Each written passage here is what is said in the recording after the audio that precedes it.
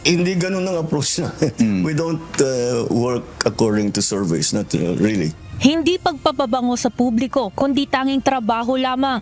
Ayon kay Pangulong Ferdinand Marcos Jr., hindi ratings, kundi ang pagtugon sa pangangailangan ng mga Pilipino ang layunin ng mga programa ng gobyerno. Batay sa survey ng Okta Research nitong Hulyo, umakyat sa 64% ang trust rating ni Pangulong Ferdinand Bongbong Marcos Jr. mula sa 60% noong Abril. Kasama sa mga programa ngayon ng pamahalaan ang 20 pesos per kilo na bigas, diskwento sa pamasahe sa mga public transport at zero balance billing sa mga ospital.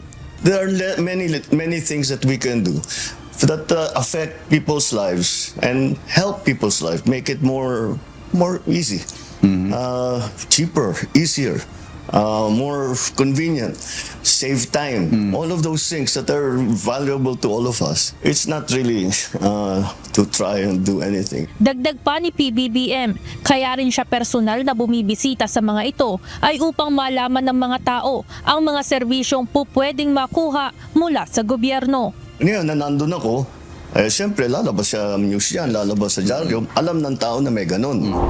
Samantala, kaugnay ng utang ng Pilipinas na umabot na ng mahigit 17 trillion pesos, iginiit ng Pangulo na mayroong ibang paraan upang tingnan ang mga numerong ito. It's not an absolute number. Like any corporation, may balance sheet yan. The balance sheet has assets and liabilities. Pag tinitignan lamang yung utang, tinitignan lang yung liabilities. Tignan nyo yung asset. Dadagdagan yung asset natin. Anya, ginagamit ang utang sa makabuluhang proyekto, gaya ng pagsasanay sa mga manggagawang Pilipino na itinuturing niyang pinakamalaking asset ng bansa.